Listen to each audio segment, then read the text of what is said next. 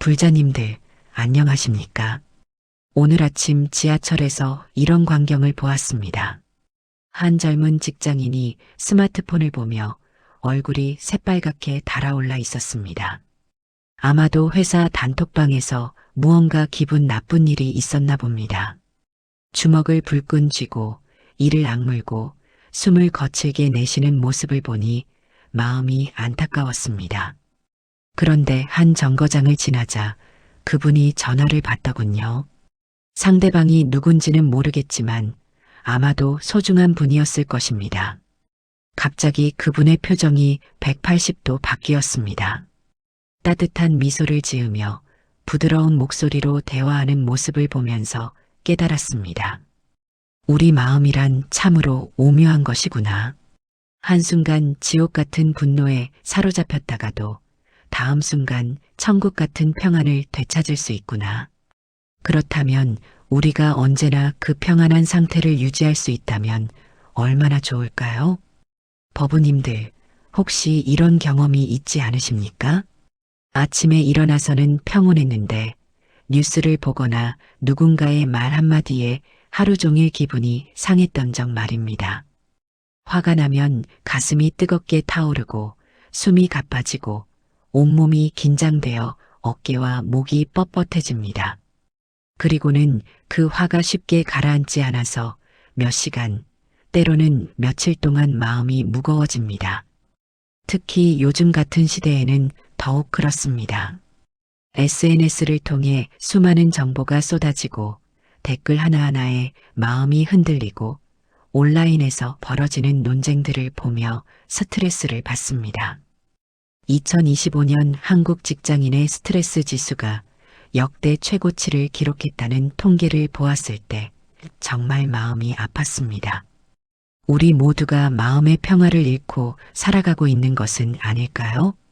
하지만 오늘 부처님의 가르침을 통해서 여러분께 희소식을 전해드리고자 합니다. 분노라는 감정을 완전히 다스리고 어떤 상황에서도 마음의 평정심을 유지할 수 있는 구체적인 방법이 있다는 것입니다. 2600년 전 부처님께서 우리에게 남겨주신 가르침 속에 그 모든 해답이 들어 있습니다. 오늘 이 시간을 통해서 여러분의 마음에도 진정한 평화가 깃들기를 간절히 바랍니다. 삼보에 귀의하여 시작하겠습니다. 나무 아미타불, 나무 관세음보살. 먼저 우리가 왜 화가 나는지부터 살펴보겠습니다. 부처님께서는 모든 괴로움의 원인이 무명, 즉 무지에서 비롯된다고 하셨습니다. 화라는 감정도 예외가 아닙니다. 우리는 대부분 상대방이 나를 화나게 만든다고 생각합니다. 누군가 나에게 무례한 말을 했기 때문에, 누군가 나를 무시했기 때문에, 누군가 약속을 어겼기 때문에 화가 난다고 생각합니다. 하지만 이것이 바로 무명입니다. 진실은 그 누구도 우리를 화나게 만들 수 없다는 것입니다. 화는 오직 우리 자신의 마음에서 일어나는 현상이며 우리가 상황을 어떻게 받아들이고 해석하느냐에 따라 결정됩니다. 예를 들어서 같은 상황을 놓고도 어떤 사람은 화를 내고 어떤 사람은 웃어넘기고 어떤 사람은 오히려 상대방을 걱정하기도 합니다. 만약 상황 자체가 우리를 화나게 만드는 것이라면 모든 사람이 똑같이 화를 내야 할 것입니다. 하지만 현실은 그렇지 않습니다. 이것이 바로 화의 원인이 외부가 아니라 우리 내면에 있다는 증거입니다. 그렇다면 우리 마음속에서 화가 어떻게 생겨나는 걸까요? 부처님께서는 12인연법을 통해 이를 자세히 설명해 주셨습니다. 무명으로 인해 행이 생기고 행으로 인해 식이 생기고 식으로 인해 명색이 생기고 이렇게 연기법에 따라 괴로움이 발생한다고 하셨습니다. 화도 마찬가지입니다. 먼저 우리가 가지고 있는 고정관념과 기대가 있습니다. 사람은 이래야 한다. 세상은 이래야 한다. 나는 이런 대우를 받아야 한다는 생각들 말입니다. 이런 고정관념을 불교에서는 아집이라고 합니다. 그런데 현실이 우리의 기대와 다를 때 그 차이를 받아들이지 못하고 저항하면서 화가 생겨납니다.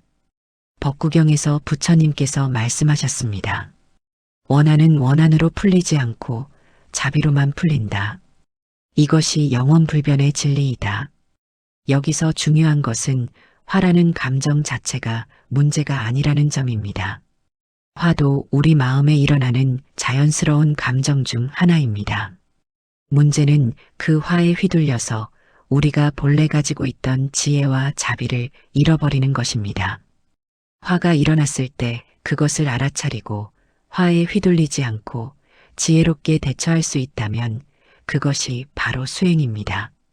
그런데 많은 사람들이 화가 날 때 즉시 반응합니다. 말로 상대방을 공격하거나 행동으로 분노를 표출하거나 혹은 마음속으로 상대방을 원망하고 비난합니다. 이렇게 되면 화는 더욱 커지고 우리 마음은 더욱 어둡고 무거워집니다. 부처님께서는 이를 두고 타인의 잘못 때문에 자신이 괴로워하는 것은 마치 누군가가 던진 뜨거운 숯을 맨손으로 잡고 다른 사람에게 던지려다가 자신이 먼저 화상을 입는 것과 같다고 하셨습니다. 그렇다면 어떻게 해야 할까요? 첫 번째로 화가 일어나는 순간을 알아차리는 것입니다. 마음챙김, 즉 사티라고 하는 수행법입니다. 화가 일어날 때는 반드시 몸의 변화가 따릅니다.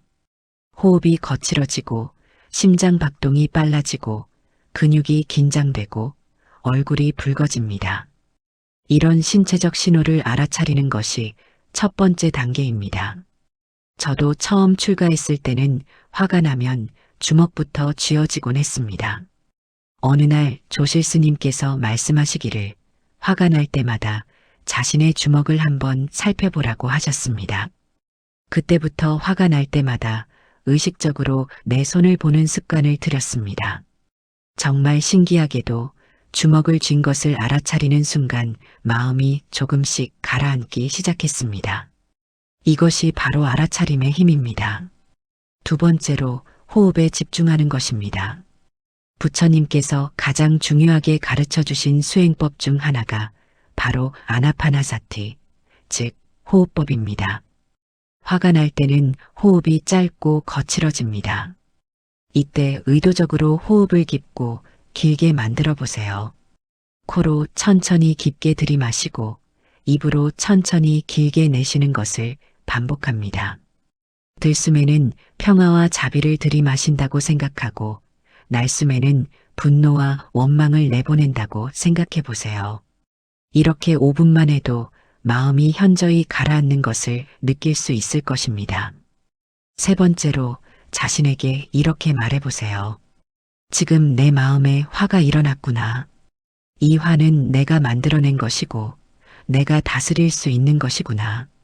화를 없애려고 하지 말고 화를 있는 그대로 관찰해 보세요. 화라는 감정이 어떤 느낌인지, 몸 어디에서 느껴지는지, 시간이 지나면서 어떻게 변화하는지 지켜보는 것입니다. 이렇게 객관적으로 관찰하기 시작하면 화에 휘둘리지 않고 화를 다룰 수 있게 됩니다. 네 번째로 상대방의 입장에서 생각해 보는 것입니다. 부처님께서는 모든 중생이 행복을 원하고 괴로움을 피하고자 한다고 하셨습니다. 나를 화나게 만든 그 사람도 마찬가지입니다. 그 사람이 왜 그런 말을 했을까? 왜 그런 행동을 했을까를 생각해 보세요. 아마도 그 사람 나름대로의 이유와 사정이 있었을 것입니다. 혹시 그 사람도 스트레스를 받고 있었거나 무언가 어려운 일이 있었거나 아니면 단순히 실수였을 수도 있습니다. 이렇게 상대방을 이해하려고 노력하는 순간 화는 자연스럽게 가라앉고 연민과 자비가 일어납니다. 다섯 번째로 감사할 점을 찾아보는 것입니다. 화가 나는 상황도 우리에게 가르침을 주는 스승이 될 수 있습니다. 내가 아직도 화에 휘둘리고 있다는 것을 깨닫게 해주고 더 깊은 수행이 필요하다는 것을 알려주는 신호입니다. 또한 상대방이 나의 인내심과 자비심을 기를 수 있는 기회를 제공해 주었다고 생각할 수도 있습니다. 이렇게 감사의 마음을 가지면 화는 오히려 성장의 기회가 됩니다. 여섯 번째로 즉시 반응하지 않는 것입니다. 화가 났을 때는 10초만 기다려 보세요. 10초가 어렵다면 3초라도 좋습니다. 그 짧은 시간 동안 깊게 숨을 쉬고 부처님의 이름을 염송해 보세요. 나무 아미타불, 나무 관세음 보살. 이 짧은 시간이 우리를 구원합니다. 화가 난 상태에서 내뱉는 말들은 돌이킬 수 없는 상처를 남기곤 합니다. 하지만 몇 초만 기다려도 상황을 지혜롭게 처리할 수 있는 여유가 생깁니다. 일곱 번째로 자해 명상을 수행하는 것입니다. 매일 아침 일어나자마자 그리고 잠자리에 들기 전에 자해 명상을 해보세요. 먼저 자신에게 행복하소서, 건강하소서, 평안하소서라고 축원하고 그 다음 가족과 친구들에게 그리고 나를 힘들게 했던 사람들에게까지 같은 마음으로 축원하는 것입니다. 이런 수행을 꾸준히 하면 화가 날 일 자체가 현저히 줄어들게 됩니다. 실제로 많은 불자님들이 이런 방법들을 통해 삶이 완전히 바뀌었다고 증언하고 계십니다. 한버부님은 20년 동안 직장에서 상사와 갈등을 겪으며 매일 스트레스에 시달렸는데 이런 수행을 시작한 후 6개월 만에 직장 생활이 완전히 달라졌다고 하시더군요. 또 다른 보살님은 며느리와의 관계 때문에 늘 마음이 무거웠는데 자해 명상을 꾸준히 한 결과 이제는 며느리가 가장 소중한 딸 같은 존재가 되었다고 말씀하셨습니다. 이것이 바로 부처님 가르침의 힘입니다. 우리의 마음을 근본적으로 변화시키고 삶을 완전히 새롭게 만들어주는 놀라운 힘이 있습니다. 두 번째로 말씀드리고 싶은 것은 화의 본질을 올바로 이해하는 것입니다. 유식학에서는 화를 진해라고 하며 이것을 근본 번뇌 중 하나로 분류합니다. 진해란 마음을 어둡고 무겁게 만드는 정신적 오염물질과 같습니다. 하지만 화의 본질을 깊이 들여다보면 화 자체에는 실체가 없다는 것을 발견할 수 있습니다. 중간학에서 말하는 공성의 가르침입니다. 모든 현상이 연기법에 따라 일어나고 사라지듯이 화라는 감정도 여러 조건이 모여서 일어났다가 조건이 사라지면 함께 사라지는 무상한 현상입니다. 예를 들어 여러분이 어제 무언가에 대해 화가 났었다고 해봅시다. 그런데 오늘 그 화가 어디에 있습니까? 찾을 수 있습니까? 화라는 것이 실제로 존재하는 것이라면 어제의 화가 오늘도 그대로 있어야 할 것입니다. 하지만 찾을 수 없습니다. 왜냐하면 화는 조건에 따라 일어났다가 조건이 변하면 사라지는 무상한 현상이기 때문입니다. 이것을 깨달으면 화가 일어나도 두려워하지 않게 됩니다. 화가 영원히 지속될 것이라고 걱정하지 않게 됩니다. 모든 것은 변한다는 진리를 알기 때문입니다. 금강경에서 부처님께서 말씀하셨습니다. 모든 유의법은 꿈과 같고 환상과 같고 물거품과 같고 그림자와 같고 이슬과 같고 번개와 같으니 마땅히 이와 같이 관해야 한다. 화라는 감정도 마찬가지입니다. 잠시 나타났다가 사라지는 번개와 같은 것입니다. 우리가 그 번개를 실제로 존재하는 것이라고 착각하고 집착하기 때문에 괴로워하는 것입니다. 달마대사께서 양무제에게 법을 설하실 때 이런 말씀이 있습니다. 마음이 일어나면 가지가지 법이 일어나고 마음이 멸하면 가지가지 법이 멸한다. 화도 마음에서 일어나는 법 중 하나입니다. 마음이 바뀌면 화도 자연히 변합니다. 그렇다면 어떻게 마음을 바꿀 수 있을까요? 먼저 관세음보살의 가르침을 살펴보겠습니다. 관세음보살은 자비의 상징이며 모든 중생의 괴로운 소리를 듣고 구제해주는 보살입니다. 관음경에서는 관세음보살의 이름을 부르면 모든 두려움과 괴로움에서 벗어날 수 있다고 하셨습니다. 화가 일어났을 때 관세음보살을 염송하는 것은 매우 효과적인 방법입니다. 나무 관세음보살을 마음으로 염송하면서 관세음보살의 자비로운 모습을 마음에 떠올려 보세요. 관세음보살께서 내 마음의 화를 알아차리시고 자비로운 손길로 그 화를 다독여 주신다고 상상해 보세요. 실제로 많은 불자님들이 이런 방법으로 순간순간의 화를 진정시키고 계십니다. 또한 반야심경의 가르침도 큰 도움이 됩니다. 색즉시공, 공즉시색, 색불이공, 공불이색. 화라는 감정도 색법 중 하나입니다. 그런데 색즉시공이라 했으니 화 자체가 본래 공한 것입니다. 화가 일어났다고 해서 그것이 실제로 존재한다고 착각하지 마세요. 화는 본래 공하며 우리의 잘못된 인식이 만들어낸 환상과 같은 것입니다. 이런 깨달음을 가지고 화를 바라보면 화에 휘둘리지 않고 지혜롭게 대처할 수 있습니다. 선종에서는 이런 가르침이 있습니다. 조주스님께 어떤 수행자가 물었습니다. 스님, 화가 날 때는 어떻게 해야 합니까? 조주스님께서 답하시기를, 화가 난다고 누가 그러더냐? 이 말씀의 뜻은 화가 나는 주체, 즉 나라는 것 자체가 실체가 없다는 것입니다. 나도 공하고 화도 공한데 누가 누구에게 화를 내겠습니까? 이런 철저한 무아의 깨달음에 이르면 화라는 감정 자체가 일어날 수 없게 됩니다. 물론 이런 깊은 깨달음에 이르기까지는 오랜 수행이 필요합니다. 하지만 이런 가르침을 알고 있는 것만으로도 큰 도움이 됩니다. 화가 날 때마다 이런 질문을 자신에게 해보세요. 누가 화를 내는가? 무엇에 화를 내는가? 화라는 것이 정말 존재하는가? 이런 질문들을 통해 화의 실체 없음을 점점 더 깊이 깨달아갈 수 있을 것입니다. 또한 열반경에서 부처님께서 말씀하신 상주, 락, 아, 정의 4가지 덕목을 기억해 보세요. 상주는 변하지 않는 진리, 락은 진정한 행복, 아는 참된 자아, 정은 깨끗한 마음을 의미합니다.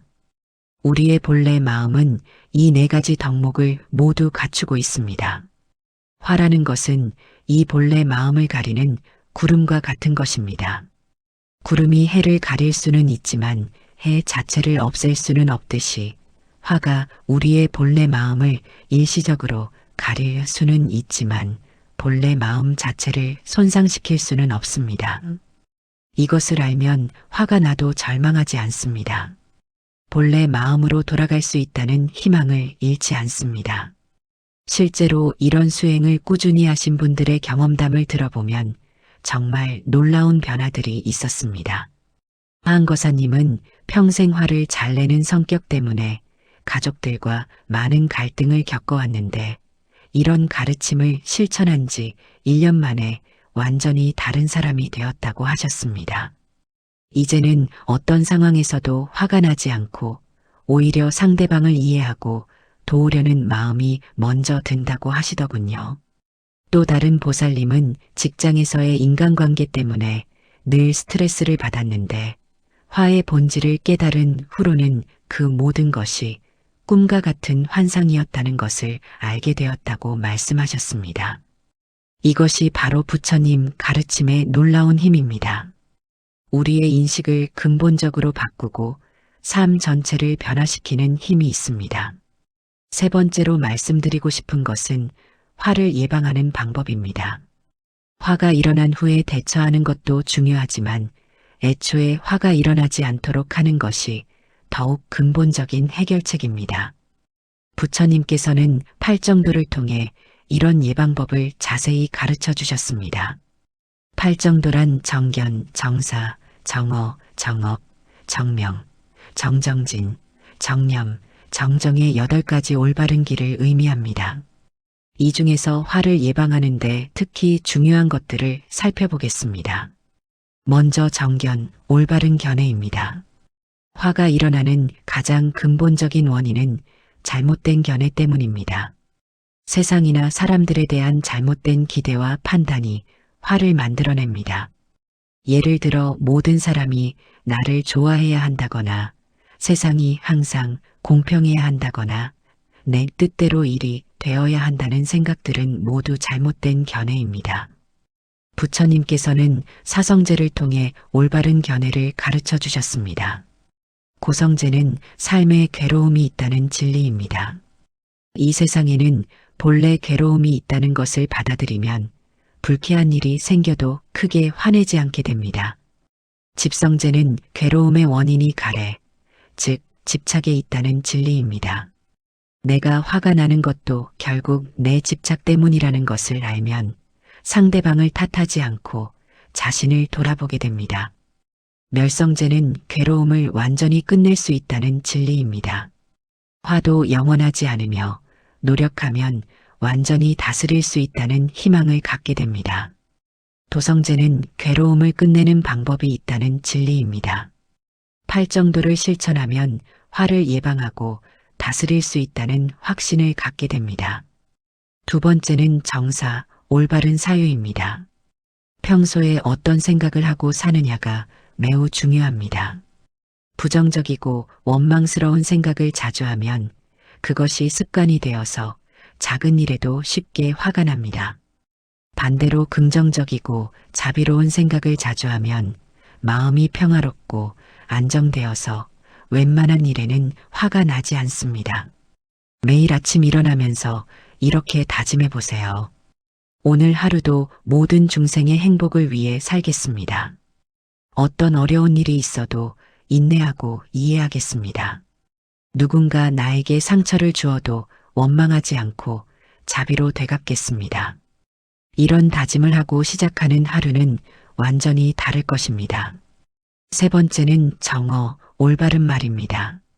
말은 마음을 드러내는 창이며 동시에 마음을 바꾸는 도구이기도 합니다. 평소에 거친 말, 비난하는 말, 원망하는 말을 자주 하면 마음도 거칠고 어두워집니다. 반대로 부드럽고 자비로운 말을 하면 마음도 평화로워집니다. 특히 다른 사람에 대해 이야기할 때 조심해야 합니다. 뒷담화나 험담은 우리 마음에 독을 퍼뜨립니다. 대신 다른 사람의 좋은 점을 찾아서 칭찬하고 격려하는 말을 해보세요. 이렇게 하면 자신의 마음도 점점 밝아집니다. 네 번째는 정업, 올바른 행위입니다. 몸의 행위도 마음에 큰 영향을 줍니다. 폭력적이고 해로운 행위를 하면 마음도 거칠어지고 자비롭고 도움이 되는 행위를 하면 마음도 부드러워집니다. 특히 보시 행위는 화를 예방하는 데 매우 효과적입니다. 다른 사람을 돕는 일에 적극적으로 참여하면 자연스럽게 자비심이 커지고 화낼 일이 줄어듭니다. 봉사활동을 하거나 어려운 이웃을 도와보세요. 작은 실천이라도 꾸준히 하면 마음이 크게 변할 것입니다. 다섯 번째는 정정진, 올바른 노력입니다. 화를 예방하려면 지속적인 노력이 필요합니다. 하루아침에 되는 것이 아니라 매일매일의 꾸준한 수행을 통해서만 가능합니다. 매일 일정한 시간을 정해서 명상을 하고 경전을 읽고 염불을 하세요. 이런 수행을 통해 마음의 근력이 강해지면 어떤 시련이 와도 흔들리지 않는 평정심을 기를 수 있습니다. 여섯 번째는 정념, 올바른 마음 챙김입니다. 순간순간 자신의 마음 상태를 알아차리는 것이 매우 중요합니다. 화가 일어나기 전에 그 전조 증상을 미리 알아차릴 수 있다면 화가 커지기 전에 미리 대처할 수 있습니다. 예를 들어 스트레스가 쌓이고 있거나 피곤하거나 컨디션이 좋지 않을 때는 화가 나기 쉽습니다. 이런 때를 미리 알아차리고 더욱 조심스럽게 마음을 다스리면 불필요한 갈등을 예방할 수 있습니다. 일곱 번째는 정정, 올바른 집중입니다. 산만한 마음은 작은 자극에도 쉽게 요동칩니다. 반대로 집중력이 좋은 마음은 안정되어 있어서 웬만한 일에는 흔들리지 않습니다. 매일 명상을 통해 집중력을 기르는 것이 화를 예방하는 근본적인 방법입니다. 참선이나 염불, 가나선 등 자신에게 맞는 방법을 찾아서 꾸준히 수행해 보세요. 또한 지장보살의 가르침도 큰 도움이 됩니다. 지장보살 본원경에서 지장보살께서는 모든 중생이 성불할 때까지 지옥에서 중생을 구제하겠다고 발언하셨습니다. 이런 무한한 자비심을 본받으려고 노력하면 작은 일에 화내는 것이 얼마나 부끄러운 일인지 깨닫게 됩니다. 지장보살을 염송하면서 지장보살의 서원을 마음에 새겨보세요. 나무 지장보살 마살.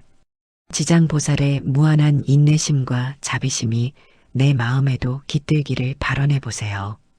실제로 이런 수행을 통해 삶이 완전히 변한 분들이 많이 계십니다. 한버부님은 20년 동안 가족들과 갈등이 끊이지 않았는데 팔정도를 실천하기 시작한 후 6개월 만에 가정에 평화가 찾아왔다고 하셨습니다. 이제는 화낼 일 자체가 거의 없어졌고 혹시 불쾌한 일이 있어도 즉시 자비심으로 전환할 수 있다고 말씀하셨습니다. 또 다른 거사님은 직장에서의 인간관계 때문에 매일 스트레스를 받았는데 이런 예방법들을 실천한 결과 이제는 어떤 동료와도 조화롭게 지낼 수 있게 되었다고 하시더군요. 심지어 예전에 가장 미웠던 상사와도 이제는 좋은 관계를 유지하고 있다고 하셨습니다. 이것이 바로 부처님 가르침의 실제적인 효과입니다.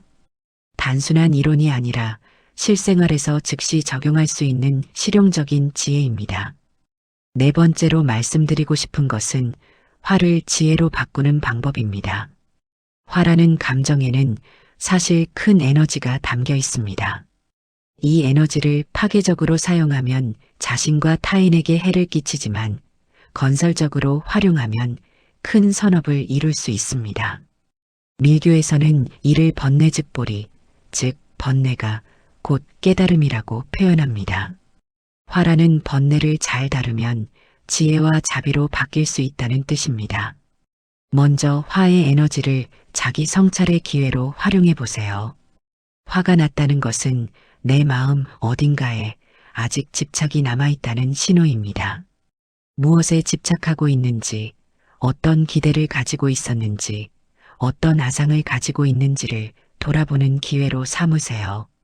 예를 들어 누군가가 나를 무시했다고 느껴서 화가 났다면 나는 왜 다른 사람의 인정을 그렇게 중요하게 생각하고 있을까를 생각해 보세요. 다른 사람의 평가에 의해 내 가치가 결정되는 것은 아닙니다. 내 본래의 불성은 누구도 훼손할 수 없는 것입니다. 이런 깨달음을 얻으면 화는 자연스럽게 지혜로 바뀝니다. 또한 화의 에너지를 자비행의 동력으로 활용할 수도 있습니다. 세상의 불의와 고통에 대해 화가 날 때 그 화를 원망으로 쓸 것이 아니라 문제를 해결하려는 의지로 바꿔보세요. 관세음 보살께서도 중생들의 고통을 보시고 눈물을 흘리셨지만 그 슬픔과 분노를 중생 구제의 서원으로 바꾸셨습니다. 우리도 마찬가지입니다. 사회의 문제들을 보고 화가 날 때 그 에너지를 봉사활동이나 선행으로 승화시켜 보세요. 부정적인 감정을 긍정적인 행동으로 바꾸는 것입니다. 법화경에서 부처님께서 말씀하신 방편의 가르침도 여기에 적용할 수 있습니다. 화라는 감정도 잘 활용하면 중생을 교화하는 방편이 될 수 있습니다. 때로는 상대방의 잘못을 지적하고 바른 길로 인도하기 위해 엄한 모습을 보여야 할 때도 있습니다. 하지만 이때의 화는 개인적인 감정에서 나오는 것이 아니라 자비심에서 나오는 것이어야 합니다. 상대방을 미워해서가 아니라 상대방을 진정으로 사랑하기 때문에 엄하게 대하는 것입니다. 이것을 불교에서는 자비의 분노라고 합니다. 부모가 자식을 사랑하는 마음으로 때로는 엄하게 꾸짖는 것과 같습니다. 또한 유식학의 가르침을 활용해 보세요. 유식학에서는 아래 야식을 전이하여 대원경지로 바꾼다고 합니다. 마찬가지로 화라는 감정도 전이할 수 있습니다. 화의 날카로운 에너지를 지혜의 칼로 바꿔서 무명의 어둠을 베어내는 도구로 사용하는 것입니다. 실제로 선종에서는 이런 가르침이 많이 있습니다. 임재선사께서는 때로는 har을 치시고 때로는 큰 소리를 지르시며 제자들을 깨우치셨습니다. 이것은 개인적인 화가 아니라 중생을 깨우치려는 자비심의 발현이었습니다. 황벽 선사께서도 때로는 뜨거운 쇠덩어리 같은 마음이 필요하다고 하셨습니다. 이는 악업을 끊고 선업을 증진하려는 강렬한 의지를 말하는 것입니다. 우리도 화의 에너지를 이런 긍정적인 방향으로 활용할 수 있습니다. 자신의 게으름에 대해 화가 날 때는 그 에너지로 더욱 열심히 수행하는 동력으로 삼으세요. 사회의 불의에 화가 날 때는 그 에너지로 더욱 적극적으로 선행을 실천하는 힘으로 쓰세요. 다른 사람의 잘못에 화가 날 때는 그 에너지로 그 사람을 위해 더욱 간절히 기도하는 마음으로 바꿔보세요. 이렇게 하면 화라는 부정적인 감정이 놀라운 선업의 씨앗이 됩니다. 화엄경에서는 이를 두고 일체유심조라고 하셨습니다. 모든 것이 마음으로부터 만들어진다는 뜻입니다. 화도 마음이 만든 것이므로 마음을 바꾸면 화를 완전히 다른 것으로 바꿀 수 있습니다. 실제로 많은 고승대덕들이 이런 방법으로 수행하셨습니다. 원효대사께서도 젊은 시절에는 성격이 급하셨다고 전해집니다. 하지만 그 급한 성격을 오히려 학문과 수행에 대한 열정으로 바꾸어서 우리나라 불교 사상의 기틀을 마련하셨습니다. 진울스님께서도 처음에는 당시 불교계의 타락상을 보고 분노하셨지만 그 분노를 불교 개혁의 원동력으로 바꾸어서 한국 선불교의 새로운 지평을 여셨습니다. 이런 사례들을 보면 화라는 감정이 얼마나 큰 변화의 에너지를 가지고 있는지 알 수 있습니다. 중요한 것은 그 에너지를 어떻게 활용하느냐입니다.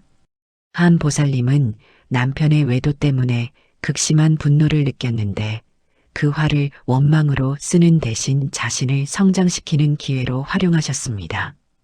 더욱 열심히 경전을 공부하고 수행에 정진한 결과 오히려 남편보다 훨씬 성숙한 인격을 갖게 되었고 나중에는 남편이 잘못을 뉘우치고 돌아왔다고 하셨습니다. 이것이 바로 화를 지혜로 바꾸는 실제 사례입니다. 다섯 번째로 말씀드리고 싶은 것은 화를 완전히 소멸시키는 궁극적인 방법입니다.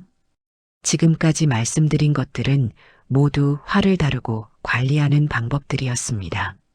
하지만 부처님께서는 더 나아가 화라는 감정 자체를 완전히 소멸시킬 수 있는 방법도 가르쳐 주셨습니다. 이것이 바로 해탈의 경지입니다. 해탈이란 모든 번뇌로부터 완전히 벗어난 상태를 말합니다. 화도 번뇌 중 하나이므로 해탈하면 화라는 감정 자체가 일어나지 않습니다. 하지만 해탈은 하루아침에 이룰 수 있는 것이 아닙니다. 오랜 수행과 정진을 통해서만 가능합니다. 그렇다면 우리 같은 범부들도 궁극적인 목표를 향해 나아갈 수 있는 구체적인 방법이 있을까요? 있습니다. 부처님께서 가르쳐 주신 선정 수행이 바로 그것입니다. 선정이란 마음이 완전히 고요해진 상태를 말합니다. 이런 상태에서는 화가 일어날 수 없습니다. 왜냐하면 화의 원인인 분별심과 집착이 모두 정지되기 때문입니다.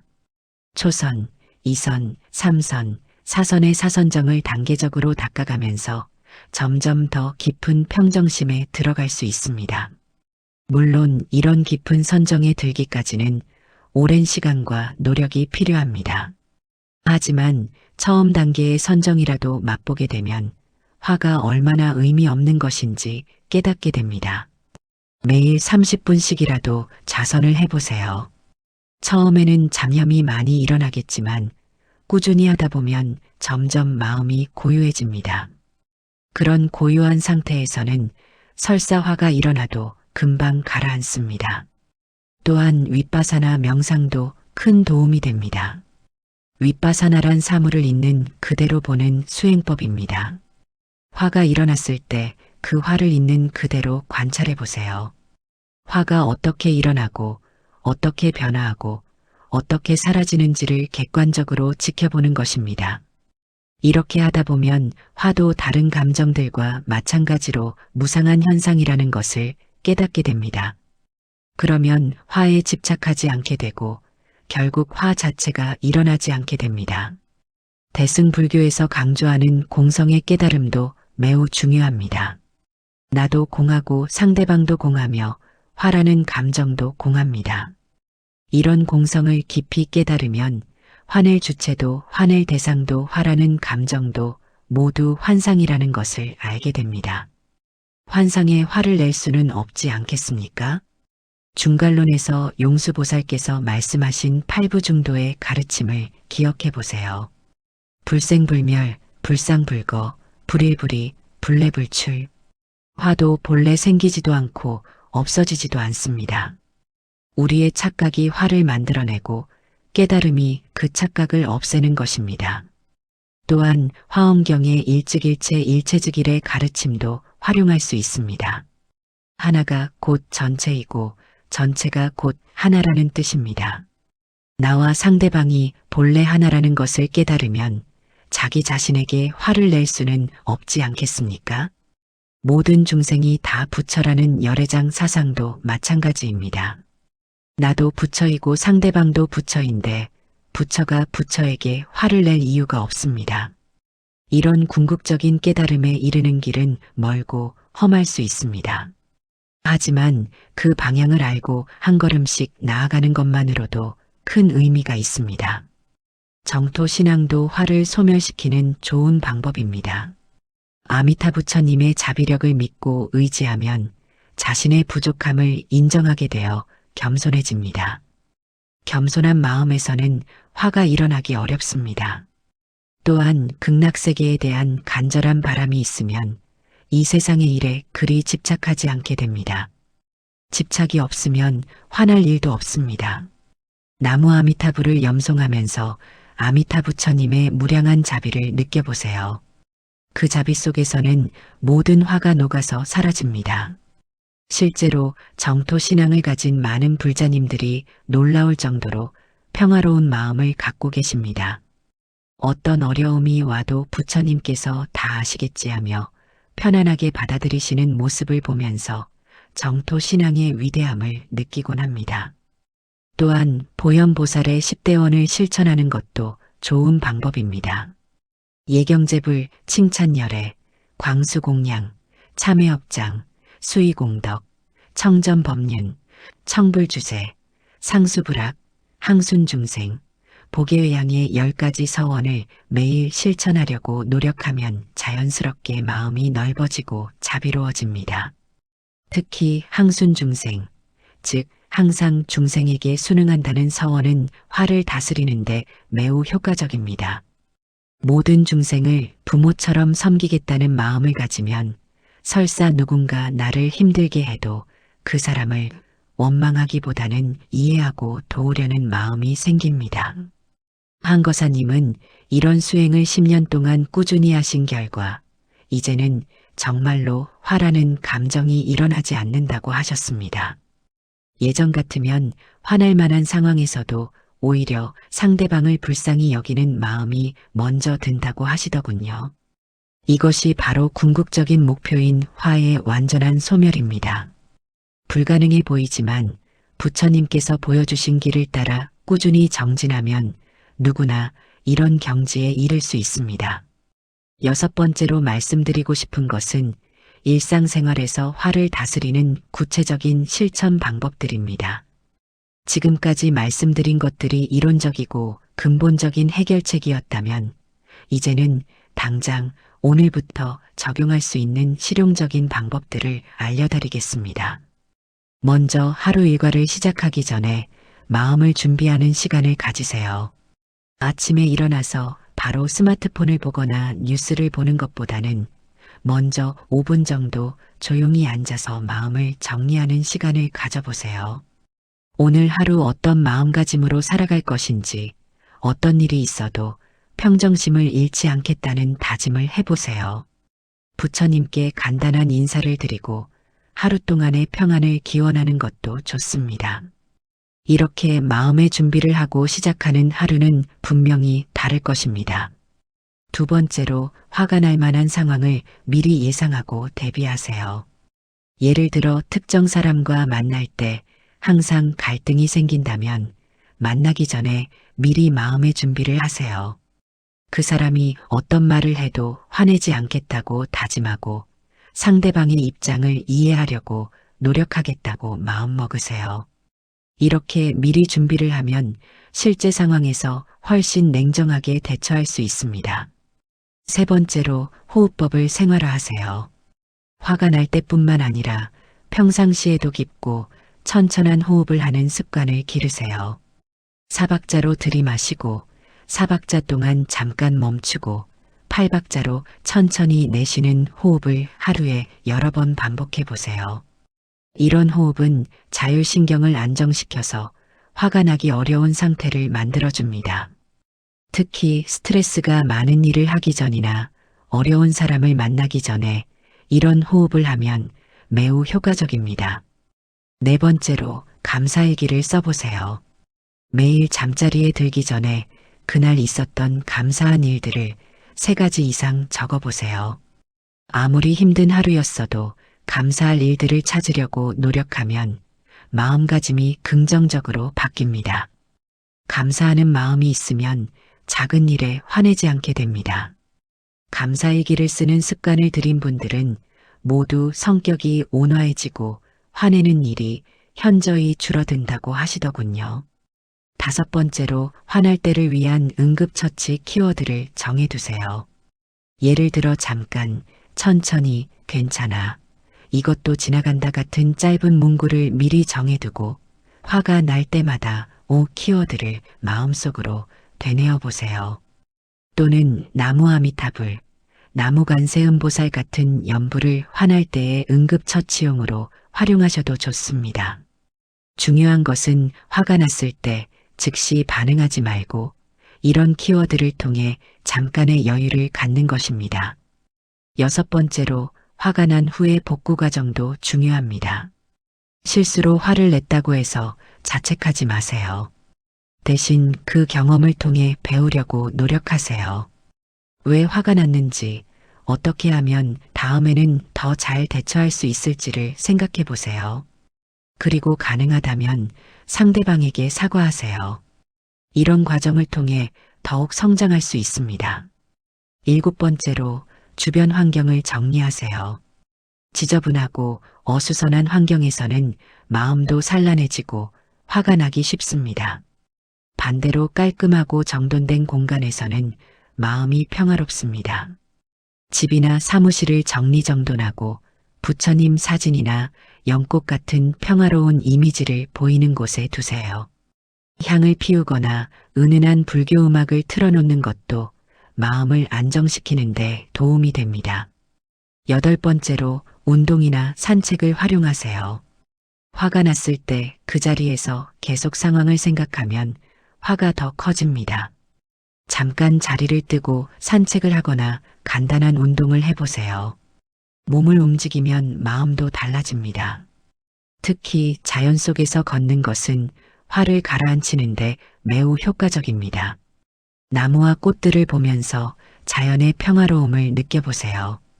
9번째로 좋은 친구들과 시간을 보내세요. 화를 잘 다스리고 마음이 평화로운 버부들과 자주 만나세요. 그런 분들과 이야기하다 보면 자연스럽게 마음이 안정됩니다. 반대로 항상 부정적이고 불만이 많은 사람들과는 거리를 두는 것이 좋습니다. 좋은 사람들과의 만남 자체가 훌륭한 수행이 됩니다. 10번째로 작은 성공을 축하하세요. 화를 참았거나 잘 다스린 경험이 있을 때마다 자신을 격려해 주세요. 작은 발전이라도 인정하고 축하하면 더 큰 동기가 생겨서 계속 발전할 수 있습니다. 스스로에게 잘했다, 성장하고 있다고 말해주세요. 이런 작은 실천들이 모여서 큰 변화를 만들어냅니다. 실제로 이런 방법들을 생활화하신 많은 분들이 놀라운 변화를 경험하고 계십니다. 한 보살님은 이런 방법들을 실천한 지 3개월 만에 가족들이 완전히 다른 사람이 되었다고 할 정도로 변화하셨다고 하십니다. 예전에는 하루에도 몇 번씩 화를 내던 분이었는데 이제는 한 달에 한 번도 화내지 않는다고 하시더군요. 또 다른 거사님은 직장에서 매일 스트레스를 받으며 살았는데 이런 방법들을 적용한 후 같은 환경에서도 완전히 다른 마음으로 일할 수 있게 되었다고 하셨습니다. 동료들도 그분의 변화를 신기하게 여기며 어떻게 그렇게 평온할 수 있느냐고 물어본다고 하시더군요. 이것이 바로 부처님 가르침의 실제적인 효과입니다. 복잡한 이론이 아니라 일상생활에서 즉시 적용할 수 있는 실용적인 지혜입니다. 중요한 것은 하나씩 차근차근 실천하는 것입니다. 모든 것을 한꺼번에 하려고 하지 마시고 자신에게 가장 필요하다고 생각되는 것부터 시작해 보세요. 꾸준히 실천하다 보면 분명히 놀라운 변화를 경험하게 될 것입니다. 7번째로 말씀드리고 싶은 것은 화를 통해 성장하는 방법입니다. 지금까지는 화를 없애거나 다스리는 방법에 대해 주로 말씀드렸는데 사실 화라는 감정 자체도 우리 성장에 큰 도움이 될 수 있습니다. 화가 나는 순간이야말로 우리가 가장 많이 배울 수 있는 소중한 기회이기 때문입니다. 부처님께서도 깨달음을 얻기 전에는 여러 가지 번뇌를 경험하셨습니다. 그 번뇌들이 오히려 깨달음에 이르는 중요한 과정이었습니다. 마찬가지로 우리가 경험하는 화도 잘 활용하면 성장의 자양분이 됩니다. 먼저 화를 통해 자신을 깊이 알아갈 수 있습니다. 화가 났을 때 자신에게 이런 질문을 해보세요. 나는 지금 무엇을 두려워하고 있는가? 나는 무엇을 잃을까봐 걱정하고 있는가? 나는 어떤 기대를 가지고 있었는가? 나는 어떤 모습으로 인정받고 싶어 하는가? 이런 질문들을 통해 자신의 내면 깊숙한 곳에 숨어있던 욕망과 집착들을 발견할 수 있습니다. 평상시에는 보이지 않던 것들이 화가 났을 때 선명하게 드러납니다. 이것을 불교에서는 번뇌가 곧 볼이라고 표현합니다. 번뇌를 통해 자신을 알고 그를 통해 깨달음에 이를 수 있다는 뜻입니다. 2번째로 화를 통해 타인을 더 깊이 이해할 수 있습니다. 내가 화가 났다는 것은 상대방도 어떤 어려움이나 고통을 겪고 있을 가능성이 높다는 신호입니다. 행복하고 평안한 사람은 다른 사람을 힘들게 하지 않기 때문입니다. 상대방이 왜 그런 말을 했는지, 왜 그런 행동을 했는지를 깊이 생각해 보세요. 아마도 그 사람 나름대로의 아픔과 상처가 있을 것입니다. 이렇게 이해하려고 노력하다 보면 화는 자연스럽게 연민으로 바뀝니다. 그리고 그 사람을 도울 수 있는 방법을 생각하게 됩니다. 3번째로 화를 통해 사회 문제에 대한 관심을 키울 수 있습니다. 개인적인 화가 아니라 사회의 불의에 대한 화라면 그것을 사회 개선의 동력으로 활용할 수 있습니다. 부처님께서도 당시 사회의 계급제도와 형식적인 종교에 대해 분노하셨고 그것이 새로운 가르침을 펼치시는 원동력이 되었습니다. 우리도 마찬가지로 사회의 부조리를 보고 느끼는 화를 건설적인 활동으로 승화시킬 수 있습니다. 봉사활동을 하거나 어려운 이웃을 돕거나 환경보호 활동을 하는 등의 방법으로 말입니다. 4번째로 화를 통해 인내력을 기를 수 있습니다. 화가 날 때마다 참고 견디는 연습을 하면 점점 더 큰 인내력을 기를 수 있습니다. 처음에는 작은 일에도 화가 났지만 계속 참는 연습을 하다 보면 점점 더 큰 일도 견딜 수 있게 됩니다. 이것을 불교에서는 인욕바라밀이라고 합니다. 인내하는 수행을 통해 완전함에 이른다는 뜻입니다. 부처님께서도 전생에 여러 번 인욕수행을 하셨다고 경전에 기록되어 있습니다. 특히 인욕선인으로 태어나셨을 때는 칼리왕에게 몸이 잘려나가면서도 원망하지 않으셨다고 합니다. 이런 극한의 인욕수행을 통해 부처님께서는 완전한 깨달음을 성취하실 수 있었습니다. 다섯 번째로 화를 통해 자비심을 기를 수 있습니다. 이것은 언뜻 모순처럼 보이지만 실제로는 매우 중요한 과정입니다. 내가 화를 겪어보았기 때문에 다른 사람이 화낼 때의 마음을 이해할 수 있습니다. 내가 감정적으로 힘들어해 본 경험이 있기 때문에 같은 상황에 있는 다른 사람을 도울 수 있습니다. 관세음 보살께서도 모든 중생의 고통을 경험해 보셨기 때문에 중생들의 아픔을 깊이 이해하시고 구제하실 수 있는 것입니다. 우리의 화도 마찬가지입니다. 내가 겪은 감정적 고통이 다른 사람을 도우는 밑바탕이 됩니다. 여섯 번째로 화를 통해 겸손함을 배울 수 있습니다. 화가 난다는 것은 아직 내가 완전하지 않다는 증거입니다. 이것을 인정하면 자연스럽게 겸손해집니다. 겸손한 마음은 수행의 기본입니다. 자만하는 사람은 발전할 수 없지만 겸손한 사람은 계속 성장할 수 있습니다. 내가 아직 부족하다는 것을 인정하고 더 많이 배우고 수행해야겠다는 마음을 갖게 되는 것입니다. 일곱 번째로 화를 통해 무상의 진리를 깨달을 수 있습니다. 아무리 심한 화라도 시간이 지나면 사라집니다. 이것을 통해 모든 것이 변한다는 무상의 진리를 체험할 수 있습니다. 화만 무상한 것이 아니라 모든 감정, 모든 상황, 모든 존재가 무상합니다. 이런 깨달음은 집착을 줄이고 평정심을 기르는데 큰 도움이 됩니다. 실제로 많은 수행자들이 화를 통해 큰 깨달음을 얻었다는 기록이 있습니다.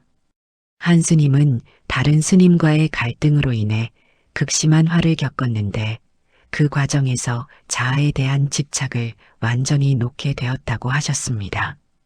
그 후로는 어떤 일이 있어도 화가 나지 않는 경지에 이르셨다고 전해집니다. 또 다른 제가불자는 가족과의 갈등으로 인한 분노를 통해 자신의 이기심을 발견하고 그것을 버리는 계기가 되었다고 하셨습니다. 이제는 가족뿐만 아니라 모든 사람을 진심으로 사랑할 수 있게 되었다고 말씀하시더군요. 이런 사례들을 보면 화라는 감정이 얼마나 큰 성장의 기회가 될 수 있는지 알 수 있습니다. 중요한 것은 화를 단순히 나쁜 것으로만 여기지 말고 성장의 기회로 받아들이는 것입니다. 물론 화 자체가 좋다는 뜻은 아닙니다. 하지만 피할 수 없이 화가 났을 때는 그것을 최대한 건설적으로 활용하는 지혜가 필요합니다. 화가 났을 때마다 이렇게 생각해 보세요.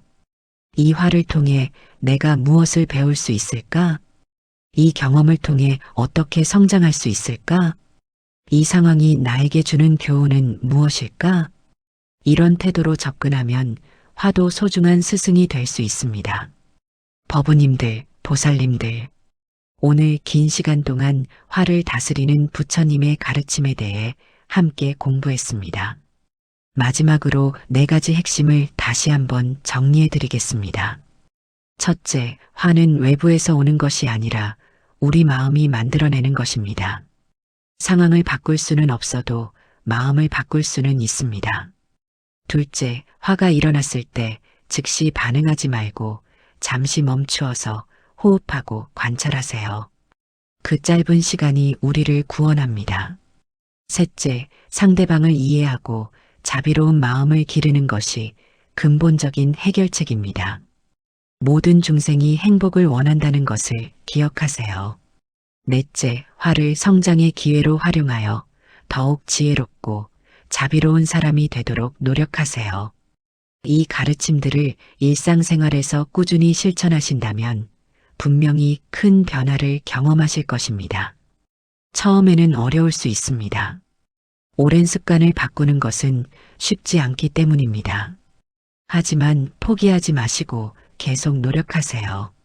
한 번에 완전히 바뀌지 않아도 괜찮습니다. 조금씩 발전해 나가는 것이 수행입니다. 부처님께서도 하루아침에 깨달음을 얻으신 것이 아닙니다.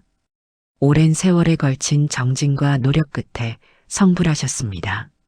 우리도 마찬가지입니다. 조급해하지 마시고 꾸준히 정진하시기 바랍니다. 이 영상을 보고 계신 모든 분들의 마음에 진정한 평화가 깃들기를 간절히 기원합니다.